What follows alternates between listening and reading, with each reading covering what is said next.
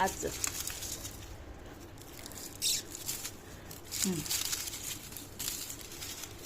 ये आई, आज कुठली भाजी करणार? कांद्याची करू. चालेल. तर चला मंडळी, बनवूया कांद्याची छान भाजी. कांदे आम्ही आणले होते शेतातून आणि छान कडक वाढलेले कांदे आहेत. आणि वांग्याला कसे कापा करून घेतो तसे सोलून छान असे काप करून घेतलेले आहेत कांद्यांचे. जितका बारीक कांदा असेल ना तेवढा छान लागतो गोड चवीला.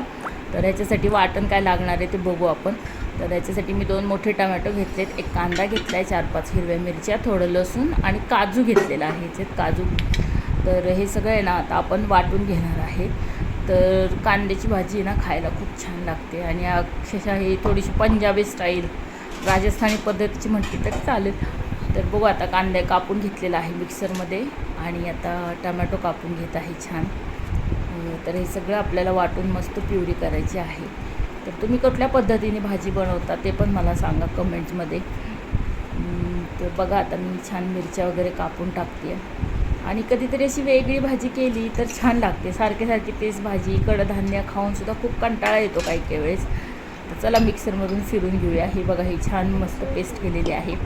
आणि आता एका वाटीमध्ये ना आपण 2 चमचे धने पावडर घेणार आहे मोठे भरून आणि त्याच्यातच थोडीशी हळद घालायची आहे आणि आपल्या चवीपुरतं लागणारं लाल तिखट. तुमच्याकडं काश्मीरी मिरचीचं कलरचं असेल तरी ते पण घातलं तरी चालेल. थोडंसं मीठ घातलेलं आहे आणि इथं पहा मी कढई ठेवलेली आहे, तेल टाकलेलं आहे. तेल गरम झाले त्याच्यात हे सगळे कांदे आपल्याला मस्त छान परतून घ्यायचे आहेत वाफून छान. तर आता हे करून घेणार आहे प्रोसेस. तर हे होत आहे तोपर्यंत आपण जे वाटीमध्ये सगळे मसाले घेतले होते त्याच्यात थोडंसं पाणी घालून त्याची छान प्युरी करून घेऊया पेस्ट. तर आता कांदे पण माझे परतत आलेले आहेत बघा छान मस्त कांदा असं मऊ झालेला आहे. तर आता हे सगळे कांदे आपण बाहेर एका डिशमध्ये काढून घेऊया आणि थोडेसे थंड व्हायला ठेवूया. आणि दुसऱ्या त्याच कढईमध्ये त्याच तेलामध्ये मी आता फोडणी करत आहे. तर छान मस्त मोहरी टाकलेली आहे, आवडीनुसार जिरे टाका आणि केलेलं मिक्सरचं वाटण, टमाटो, कांदा, काजूची पेस्ट हे सगळं घातलेलं आहे मी. ह्याच्यामध्ये थोडंसं मिक्सरमध्ये पाणी धुवून वाटते पण ॲड केलं होतं. तर बघा आता हे थोडंसं छान परतून म्हणजे त्याचा एक कच्चेपणा जाईल एवढं छान असं परतून घ्यायचं आहे. आणि थोडंसं परतल्यानंतर ही केलेली आपली मसाल्यांची पेस्ट किंवा प्युरी ही सगळी ॲड करायची आहे. आणि आता हे सगळं मस्त भाजून घ्यायचं आहे, छानपैकी परतून घ्यायचं आहे जोपर्यंत त्यांचा कच्चेपणा जात नाही तोपर्यंत आणि तेलाचा तवंग दिसत नाही वरती तोपर्यंत छान करून घ्यायचं आहे. आणि आता बघा ह्याच्यामध्ये मी कांदे ॲड केलेले आहेत आणि आता हे सगळं एक मस्त उकळी काढायची आहे आपल्याला. तर बघा आता हे इथपर्यंत असं त्याचा थिकनेस झालेला आहे भाजीचा. आता ह्याच्यामध्ये थोडीशी मलाई ॲड करायची आहे. तर माझ्याकडे मलाई नव्हती म्हणून मी थोडंसं दूध ॲड केलेलं आहे. तर बघा हे छानपैकी मस्त झालेलं आहे. आता वरून मी थोडीशी कसुरी मेथी घालणार आहे भाजीला.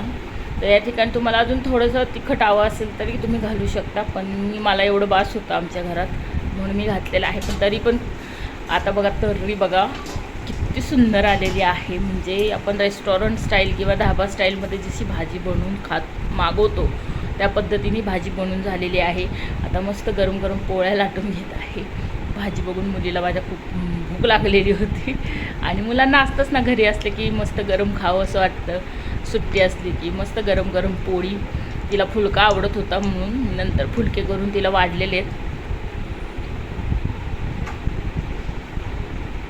तर मस्त आता पोळी भाजून घेत आहे मी मस्तपैकी छान तव्यावर.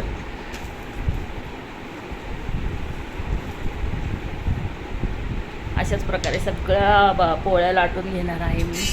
आणि पोळ्या लाटून झाल्या इकडे मस्त फुलका करून दिला आहे मी मध्येच एक मुलीला.